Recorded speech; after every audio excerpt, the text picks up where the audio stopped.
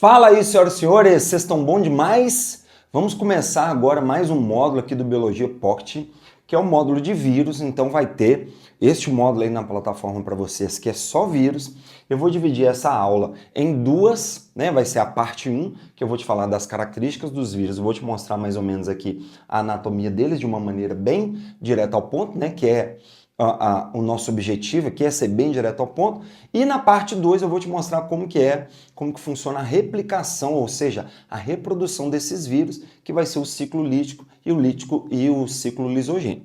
E aí nós vamos ter um módulo aqui que é um módulo só de parasitologia. Nesse módulo de parasitologia eu vou te mostrar todas as doenças, as viroses, as bacteriosas, as protozoosas, beleza? Então a gente vai ter um módulo aqui dentro da plataforma que vai ser só as doenças. Então não precisa se preocupar com as viroses neste momento, porque a gente vai disponibilizar aqui também para você. Eu vou disponibilizar aqui para você também um módulo só de parasitoses, beleza? Então vamos lá, sem mais delongas, vírus características. Todos os vírus, eles são acelulares, eles não possuem célula, tá? Além de não possuírem células, os vírus, eles não têm metabolismo próprio. Peraí, eu tiquei aqui de vermelho, tem que ticar de verde. Eles não possuem metabolismo próprio. Se eles não possuem metabolismo próprio, eles precisam de parasitar uma célula para poder exercer seu metabolismo. Então, são parasitos intracelulares obrigatórios.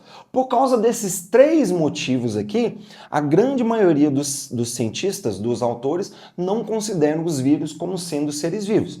Só que existe uma parte pequena, uma parte menor dos autores, dos cientistas, que consideram o seguinte: os vírus são altamente passíveis de mutação. Todas as vezes que o vírus ele sofre uma mutação, ele sofre evolução. Se está mutando, está evoluindo. E entende-se também por parte deles de que se o indivíduo ele está mutando é porque ele é um ser vivo. Então, os vírus eles ainda dividem opiniões. Alguns consideram como seres vivos, outros como não seres vivos. Essas características aqui é o que define eles como não sendo seres vivos. Tá? Não tem células, não tem metabolismo próprio, são parasitos intracelulares obrigatórios. Tá? A grande maioria dos vírus possuem apenas um material genético. O que isso quer dizer?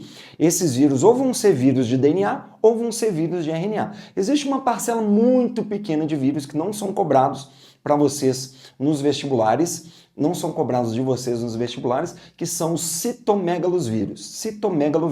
Os citomegalovírus são vírus extremamente raros que possuem os dois materiais genéticos, mas na maioria das vezes os vírus eles vão ter um material genético só, ou só o DNA ou só o RNA, beleza? Possui um capsídeo proteico. Todo vírus ele vai possuir esta capa proteica que guarda um material genético.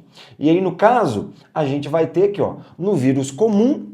Por que eu coloquei comum entre aspas? Porque de comum ele não tem nada. Ele vai ter essa estrutura aqui, ó, que é o capsídeo, formado por várias bolinhas dessas que são os capsômeros, e este aqui que é o bacteriófago, que ele também vai ter essa estrutura aqui, que me lembra muito um diamante, que é o capsídeo, tá? E aí o que acontece? Os vírus, eles sempre vão ter essa estrutura, essa capinha, essa películazinha proteica que guarda o material genético, tá? Alguns vírus, elas podem vir além dessa capinha proteica, vem com essa estrutura aqui por fora, que é o envelope. Os vírus envelopados, geralmente, eles têm um comportamento, digamos assim, um pouco diferente, tá? Do que os vírus comuns. Então, o coronavírus mesmo, ele tem esse nome, né? O SARS-CoV-2, ou coronavírus, porque lá na Universidade de Madrid, quando eles observaram ele pela primeira vez, viram que ele tinha este envelope que parecia uma coroa. E coroa em espanhol é corona. Então, por isso coronavírus, porque o envelope dele lembra uma coroa. Então, alguns podem apresentar, não são todos, tá? Alguns podem ser envelopados. Esse envelope vai ser formado de carboidratos, lipídios e proteínas. Fechou, senhoras e senhores? E aí, aqui eu trouxe para você um desenho contando aqui, te mostrando, tá, de uma forma o mais próxima possível do original, né, o mais próximo possível do real, como que funciona um vírus. Um vírus comum, quando ele é envelopado, ele vai ser dotado do envelope, que é essa estrutura aqui, ó. Vou até colocar aqui, ó. Tá? Aqui, ó. Opa, peraí. Calma aí. Então, aqui, ó. Esta parte toda de fora aqui é um envelope. No envelope eu vou ter duas proteínas extremamente importantes. Vou ter mais, mas vão ter duas importantes aqui para nós, para o vestibular. São as proteínas spike ou espículas, que são essas proteínas que ficam no envelope. A gente vai ter as neuraminidasas e as hemaglutininas, tá? As hemaglutininas ajudam esse vírus a se fixar na célula hospedeira e jogar o material genético dele lá dentro para ele conseguir se reproduzir, tá? São as hemaglutininas. As neuraminases, ases, vêm de proteínas. Nando, eu não lembro direito o que é uma enzima. Volta lá no módulo de proteína e assiste, tá? As neuraminases, elas são aquelas proteínas que quebram, que lisam a membrana plasmática da célula hospedeira e liberam novos vírus para que novos vírus parasitem novas células. Então, as neuraminases, elas levam a célula hospedeira a óbito e as hemaglutininas ajudam na fixação desse vírus, tá? Como eu disse, todos os vírus são dotados dessa estrutura aqui, que é o capsídeo, formada de vários gominhos chamados capsômeros, e lá dentro a gente vai ter um material genético, pode ser um DNA ou um RNA. Aqui a gente tem um vírus especializado em atacar, digamos assim, em comer bactérias. Fagos é comer, então fago é comer. Quando uma célula faz fagocitose, ela está comendo, então é comer, entre aspas, óbvio. E bactério vem de bactérias, então é um comedor de bactérias.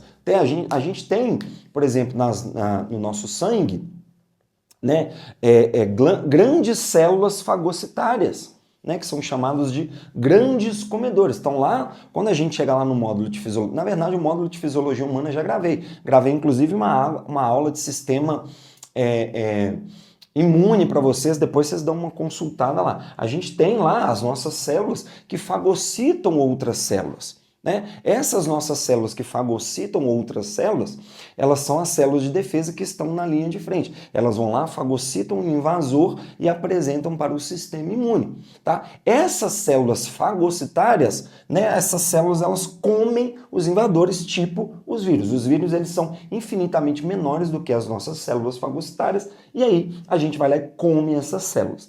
Tá? As células vão lá e comem esse vírus, jogam esse vírus para dentro, destroem eles e apresentam para o sistema imune. Então, fago é comer. Então, aqui a gente vai ter essa estrutura que é o capsídeo, né? Os bacteriófagos não têm envelope, lá dentro eu vou ter o material genético, essa estrutura que é chamada de pescoço ou haste, e aqui eu vou ter a estrutura que segura o pescoço e o capsídeo, que é chamado de placa basal. Da placa basal saem essas perninhas aqui, são chamadas de fibra da cauda, tá? Lembrando que o capsídeo é chamado de cabeça do vírus e o restante é chamado de cauda. Então essas fibras da cauda é porque aqui o capsídeo a gente vai chamar de cabeça, né, a cabeça do vírus, e aqui a gente vai chamar de cauda. Fechou, senhoras e senhores? Tranquilo demais? Então foi essa a parte 1 aqui, né, do Biologia Pocket de vírus. Aproveita que você já está aí, já assiste a parte 2, que já vai estar disponível para você. Na parte 2 eu vou te mostrar a reprodução dos vírus, que é o ciclo lítico e o ciclo lisogênico. Fechou? Tamo junto, valeu demais. Até a próxima aula.